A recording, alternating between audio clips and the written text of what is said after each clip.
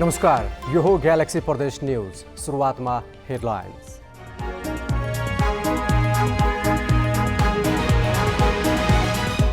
भारतबाट ल्याएको 19 महिनापछि कुर्था जनकपुर धाम जयनगर रेल सञ्चालनमा नेपाल र भारतका प्रधानमन्त्रीले गरे संयुक्त उद्घाटन।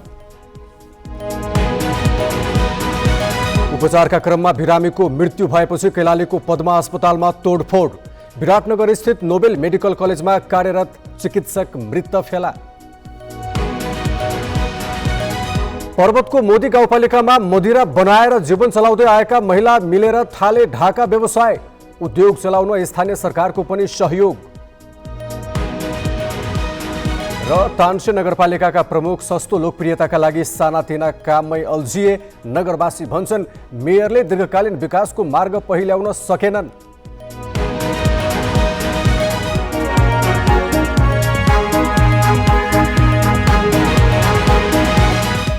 अब न्यूज विस्तारमा। भारतबाट ल्याएको 19 महिनापछि जयनगर कुर्था रेल सञ्चालनमा आएको छ।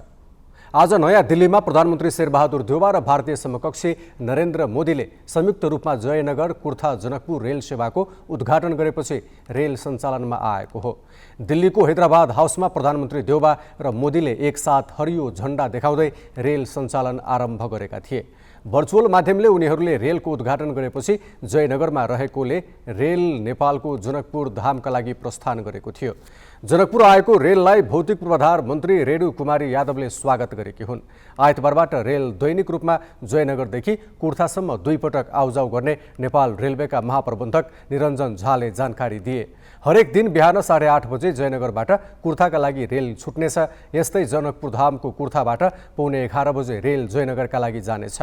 2077 असोजमा 84 करोड 65 लाख रुपियाँ लागतमा खरिद गरिएको 2 रेल जनशक्ति र प्राविधिकको अभाव देखाएर त्रिपालले छोपेर राखिएको थियो।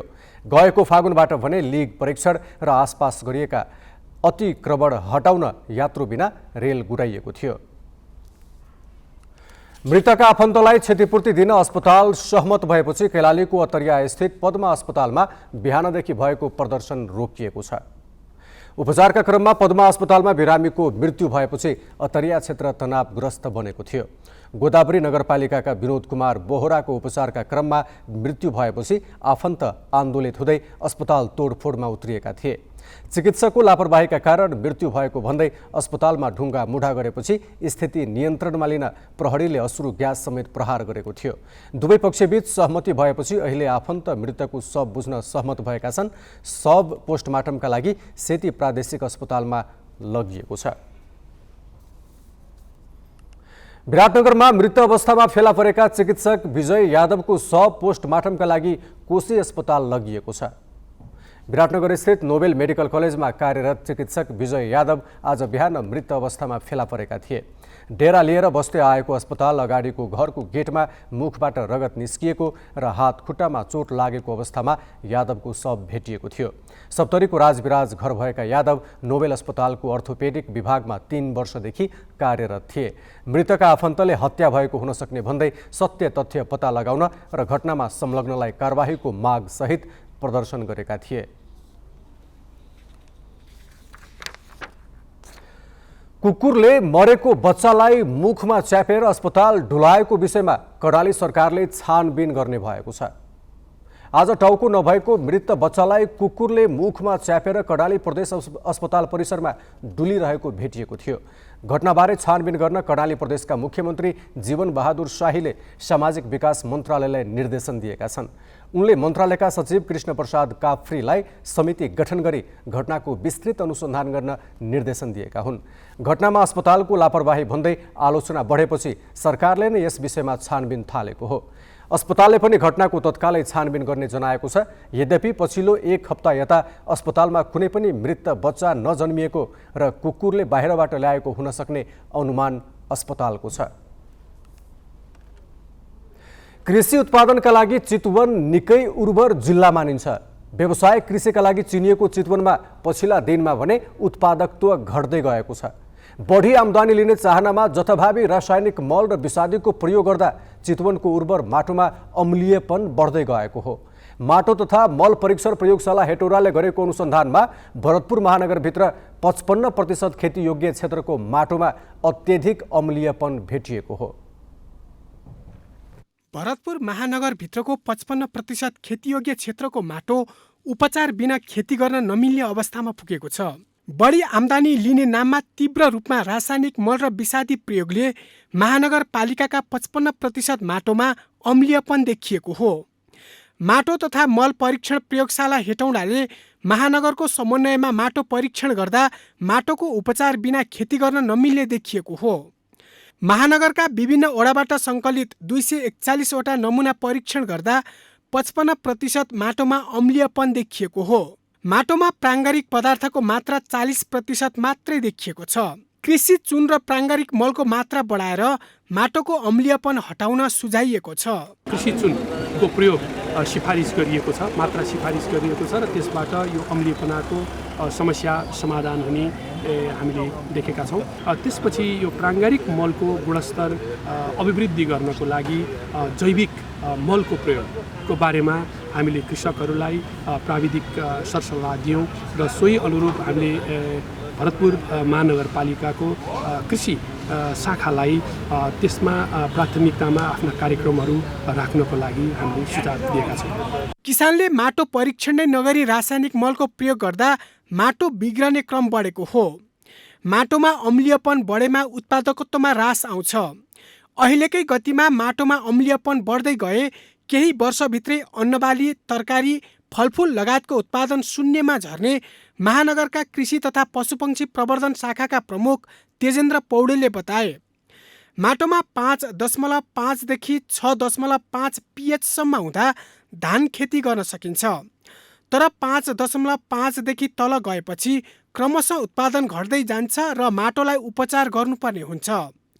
भरतपुर महानगरबाट सङ्कलित सबैजसो नमुनामा भने 5.5 भन्दा कम pH देखिएको छ। माटोमा अम्लीयपन देखिएपछि बागमती प्रदेश सरकारले पनि रासायनिक मलको प्रयोग घटाएर प्राङ्गारिक मलको प्रयोगमा जोड दिने नीति लिएको छ। प्रादेशिक माटो तथा मल परीक्षण प्रयोगशालाले घुम्ती प्रयोगशाला मार्फत माटो परीक्षण शिविरको रूपमा स्थानीय तहसँग मिलेर माटो तथा मल परीक्षणका कार्यहरू गर्नाले आम कृषक तथा व्यवसायीहरूमा कृषि पेसाप्रति आकर्षण बढ्ने देखिन्छ र यस्तै कार्यक्रम पालिकाका प्रत्येक वडासम्म पुग्न जरुरी रहेको छ र यस किसिमका कार्यक्रमहरू सञ्चालन गर्नको लागि आवश्यक नीति निर्माण गरी अगाडि बढ्न बागमती प्रदेश सरकार अग्रसर रही तपाईँहरूलाई साथ दिन तयार रहेको प्रतिबद्धता समेत व्यक्त गर्न चाहन्छु। अन्य क्षेत्रमा पनि प्रयोगशाला सेवालाई थप प्रभावकारी बनाउँदै सबै किसानको पहुँचमा पुर्याउने बताइएको छ। किसानलाई माटो सुधार गरी अर्गानिक खाद्यवस्तु उत्पादन र उपभोगमा प्रोत्साहन गर्ने महानगरको तयारी छ। ग्यालेक्सी फोकेका लागि चितवनबाट प्रकाश सिग्देलको रिपोर्ट। पर्वतका गाउँहरूबाट धेरै महिला बालबच्चा पढाउन मोदी गाउँपालिकाको पातीचौर बजार झरेका छन्। उनीहरूमध्ये धेरैको जीविकोपार्जनको आधार रक्सी बनाएर बेच्नु थियो, तर मोदी गाउँपालिकाले ढाका उद्यमतर्फ यहाँको महिलाहरूलाई आकर्षित गराएपछि भने उनीहरूको दिनचर्या तानमै बित्ने गरेको छ। अहिले पातीचौरलाई ढाका गाउँ भनेर चिन्न थालिएको छ। उद्यमी महिलाहरूलाई सजिलोका लागि साझा सुविधा केन्द्र पनि स्थापना गरिएको छ। यस केन्द्रमा 30 जनाको समूहले तानमा ढाकाका विभिन्न कपडाहरू बुन्दै आएका छन्। 15 जनाले आफ्नै घरमा व्यक्तिगत तान राखेर काम गरिरहेका छन्। ढाका उद्यमबाटै राम्रो आम्दानी भएपछि घर खर्च र बालबच्चा पढाउन उनीहरू आफै सक्षम भएका छन्। सन्तुष्ट त हामी धेरै नै छौँ। पहिले त्यस्तो अब खाली बसेको मान्छेले अहिले अब 2000 पैसा कमाएर बुढाको हातमा यसो ल्याउनुहोस् न भनेर हात थाप्नै परेको छैन। अनि सन्तुष्ट त धेरै नै छौँ हामी। त अब धेरै नै अगाडि बढियो भने नि भयो कि अब प्रशिक्षक भएर बाहिर हिँड्न नै सक्ने भइयो होइन। त्यहाँ पछाडि त अनि अब बुढाको हात थाप्न त खासै त्यति पर्दैन। हुन्छ टोपीहरू, कोट, ब्लाउज, पछ्यौरा, साडीहरू अब सिकाउन हिँड्न पर्यो, बाहिर कष्ट गरेर पनि हिँड्न सकिन्छ। तानमा बसेर हातैले बुन्नुपर्ने भएकाले अन्य कपडाको तुलनामा ढाका अलिक महँगो पर्ने गर्छ। ढाका कपडाबाटै उनीहरूले मासिक 15 देखि 20,000 रुपैयाँसम्म आम्दानी गर्दै आएका छन्। बिक्री गर्न समस्या नहोस् भनेर गाउँपालिकाले कोसेली घर समेत सञ्चालनमा ल्याएको छ। गरिब तथा विपन्न वर्गका लागि गाउँपालिकाले लघु उद्यम विकास कार्यक्रम अन्तर्गत बजेट विनियोजन गरेरै उद्यमीहरूलाई सघाउँदै आएको छ। यो क्षेत्रका त्यस्ता विपन्न गरिब वर्गहरूलाई चाहिँ यो सिपमूलक तालिमहरू सञ्चालन गरेर चाहिँ उहाँहरूलाई अगाडि बढाउनु पर्छ। हिजैबाट चाहिँ यो लघु उद्योग विकास कार्यक्रमले सुरुवात गरेको ठाउँ पनि हो। त्यसमा चाहिँ उहाँहरूलाई प्रवर्धन गर्नको लागि मोदी गाउँपालिकाले यस्ता खालका उद्यमहरूलाई हामीले प्रवर्धन गऱ्यौँ भने समृद्धिलाई जोड्न सकिन्छ भनेर एउटा विपन्न वर्गहरूको लागि सुरुकै वर्षबाट बजेट पनि विनियोजन गर्यो।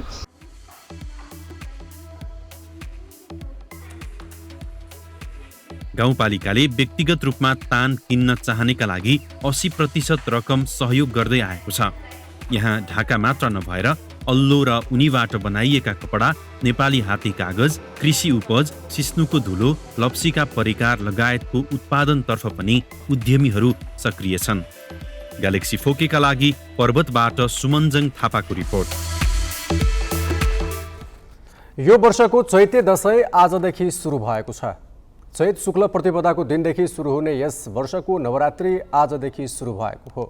चैते दशैंको अवसरमा सर्लाही सदरमुकाम मलङ्बामा कलश एवं ध्वज यात्रा निकालिएको छ। आज नगरको परिक्रमा गरी मलङ्बामा रहेको सुमेश्वर महादेव नजिकै पोखरीमा पूजापाठ गरी कलश दुर्गा मन्दिरमा प्रतिस्थापन गरिएको छ। कलश एवं ध्वज यात्रामा ठूलो संख्यामा भक्तजनहरूको सहभागिता थियो। अब पालो रिपोर्ट कार्डको। आजको रिपोर्ट कार्डमा सन्तोष बस्यालको सहयोगमा तयार पारिएको पाल्पाको तानसेन नगरपालिकाको 5 वर्षीय कार्यकालको लेखाजोखा।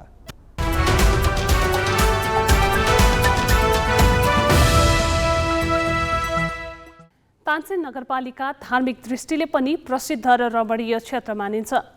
कुल 33,700 मतदाता रहेको नगरपालिकाको नेतृत्वको लागि 74 सालको स्थानीय निर्वाचनमा ठूला दलहरूबीच तीव्र प्रतिस्पर्धा चल्यो। तर नेकपा एमालेका अशोक कुमार शाहीले नतिजा आफ्नो पक्षमा पारे। उपप्रमुखमा पनि एमालेकै लक्ष्मी देवी पाठक विजयी भइन्। निर्वाचनमा होमिदा प्रमुख र उपप्रमुखले तानसेनलाई नेपालकै उत्कृष्ट नगरपालिका बनाउँछु भनेर मतदातामाझ बाचा गरेका थिए। तर निर्वाचन जितेर पदमा पुगेपछि भने ती सबै औपचारिकतामा मात्रै सीमित रहे। 5 वर्षको अवधिमा नगरपालिकाले झिना मसिना काम बाहेक जनताको जीवनस्तर उकासिने खालका उल्लेखनीय कार्य भने खासै गर्न सकेन। नगर प्रमुखको प्रतिबद्धता के थियो? 5 वर्षको अवधिमा कति पूरा भए त?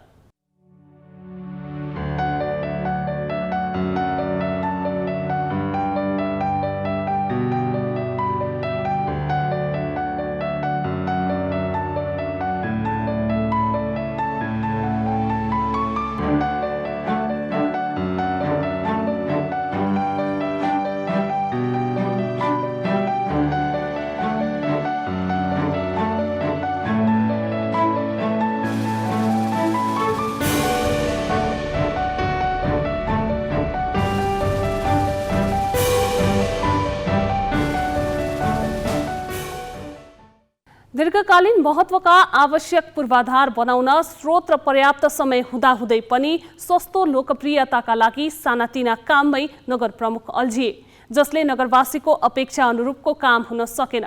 नगर प्रमुख शाहीले नगरवासीको जीवन बदल्ने विकासका उचित मार्ग पहिल्याउन नसकेको मतदाताको आरोप छ। गरेका कामहरू भन्दाखेरि त खासै केही पनि छैन। नगरेका काम भन्ने हो भने तपाईको प्रवासदेखि लिएर तानसेन बस पार्कसम्मको बाटो पिच गरेको 15 दिनको दिनमा खाल्टा परेको थियो, त्यो नगरेकोमा गनिन्छ। जस्तै तम्घास जाने बाटो बतास डाँडा निस्किने सम्भावना पिच गर्नेको 10 दिनको दिनमा चाहिँ खाल्टो परेको थियो। सधैँ मिटिङ यहाँका मान्यहरू, यहाँका चाहिँ छोटे राजाहरू, उहाँहरूले केही पनि भ्याउनुहुन्न। सधैँ मिटिङ हुन्छ उहाँहरूको। 5 वर्षको अवधिमा नगरभित्र कामै नभएको भने होइन। सामाजिक, धार्मिक र सांस्कृतिक क्षेत्रमा केही देखिने गरी काम अघि बढेका छन्। नगरभित्रका 5वटा ऐतिहासिक मन्दिरको जीर्णोद्धार भएको छ। छोरी शिक्षा कार्यक्रम सुरु भएको छ भने युवा उद्यमशीलता कार्यक्रमले गति लिएको छ। नगरपालिकाले यस अवधिमा 200 परियोजना सम्पन्न भएको दावी गरेको छ। हाम्रो ऐतिहासिक धरोहरहरूको संरक्षण गर्ने क्रममा 5वटा मन्दिरहरूको जीर्णोद्धार गरेर त्यसलाई चाहिँ अगाडि बढाएका छौँ। त्यसपछि हामीले सानातिना खानेपानीका योजना लगायत वर्षको लगभग 400 योजनाहरू हामी गर्ने गरेका छौँ। यस हिसाबले हाम्रो लगभग 200वटा परियोजनाहरू सम्पन्न भएका छन्। त्यसमा अधिकांश जनताको जनजीवनसँग छोइएका कुराहरू छन्। यसका अलावा हामीले मान्छेको एउटा सामाजिक सुरक्षाको कामहरूमा पनि हाम्रो ध्यान गएको छ। 2074 सालमा सम्पन्न स्थानीय तहको निर्वाचनमा एमालेका अशोक कुमार शाही 10,450 मत प्राप्त गर्दै नगर प्रमुखमा विजयी भएका थिए। उनका निकटतम प्रतिद्वन्दी काङ्ग्रेसका अजयमान कर्मचारीले भने 8,067 मत ल्याएका थिए। उपप्रमुखमा एमालेकी लक्ष्मी देवी पाठकले 9,753 मत ल्याएर विजयी हुँदा प्रतिद्वन्दी काङ्ग्रेसकी लालकुमारी राणाले 8,389 मत ल्याएकी थिइन्।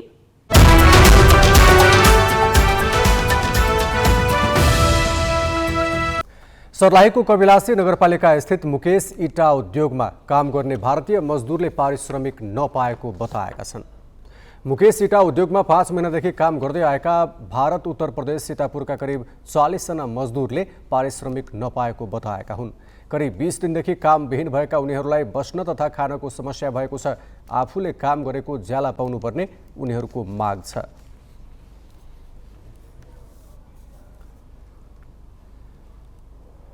पहले तो होली के पहले पेमेंट कर दिया था, लेकिन अब किस बार पैसा नहीं दे रहा है। बहुत जौन है तंग कर रहा है। प्रॉब्लम यही है, ना खाना देता है ना पैसा देता है। हाँ, बच्चे नंगे नंगे घूमते, कपड़े के पैसा मांगता है तो मारने दौड़ता है, कहता है पैसा नहीं है, काम करो खाली। तो काम कहाँ से करें, भूखे पेट काम हो जाएगा। आफूले कमाएको पैसा माग्दा साहुले उल्टै कुटपिट गरिएको उनीहरूको आरोप छ। साहुबाट असुरक्षित भएपछि उनीहरूले कविलासी प्रहरी चौकीमा निवेदन दिएका छन्। एसिया ट्राइथलन कप तथा दक्षिण एसिया च्याम्पियनसिपको उपाधि जापान र काजाकिस्तानका खेलाडीले जितेका छन्। शनिबार पोखरामा सम्पन्न प्रतियोगिताको उपाधि पुरुषतर्फ जापानका जेन्ता बेकहिरा र महिलातर्फ काजाकिस्तानकी एकातेरिना साबालिनाले जितेका हुन्। ट्राइथलन अन्तर्गतको स्प्रिन्ट विधाको पौडी 750 मिटर, साइक्लिङ 10 किलोमिटर र दौड 5 किलोमिटरको दूरी जापानका जेन्ता बेकहिराले 53 मिनट 14 सेकेन्डमा पूरा गर्दै स्वर्ण जितेका हुन्। त्यस्तै जापानकै क्योतारो योसहिकावाले 53 मिनट 22 सेकेन्डमा दूरी पार गर्दै रजत र अस्ट्रियाका लेवन पौगरले 53 मिनट 36 सेकेन्डमा दूरी पार गर्दै कांस्य पदक जिते। महिलातर्फ स्वर्ण पदक जितेकी काजाकिस्तानकी एकातेरिना साबालिनाले 1 घण्टा 2 मिनट 20 सेकेन्डमा निर्धारित दूरी पार गरिन्। उनलाई पछ्याउँदै जापानकी हिराकु फुकुओकाले 1 घण्टा 2 मिनट 53 सेकेन्डमा दूरी पार गर्दै रजत पदक जितिन् भने काजाकिस्तानकी नाडे जाडा बेक मागान बेटोभाले 1 घण्टा 4 मिनट 14 सेकेन्डमा दूरी पार गर्दै कांस्य पदक जितिन्। प्रतियोगितामा जापान, अस्ट्रिया, पोल्यान्ड, काजाकिस्तान, भारत, बङ्गलादेश र नेपाल गरी 7 राष्ट्रका पुरुषतर्फ 37 र महिलातर्फ 22 खेलाडी सहभागी थिए। पोखराको पर्यटकीय स्थल लेक साइडमा भएको प्रतियोगितामा फेवा तालमा पौडी, मुख्य सडकमा साइक्लिङ र दौडका लागि व्यवस्था मिलाइएको थियो। ग्यालेक्सी प्रदेश न्यूज सक्नु अघि हेडलाइन्स।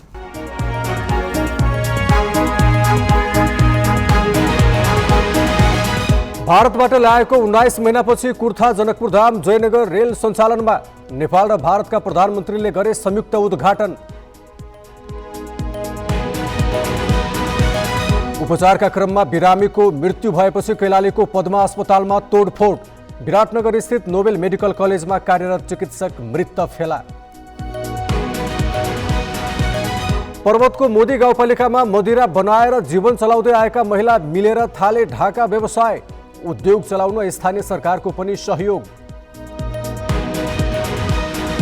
र तानसे नगरपालिकाका प्रमुख सस्तो लोकप्रियताका लागि सानातिना काममै अल्झिए। नगरवासी भन्छन् मेयरले दीर्घकालीन विकासको मार्ग पहिल्याउन सकेनन्।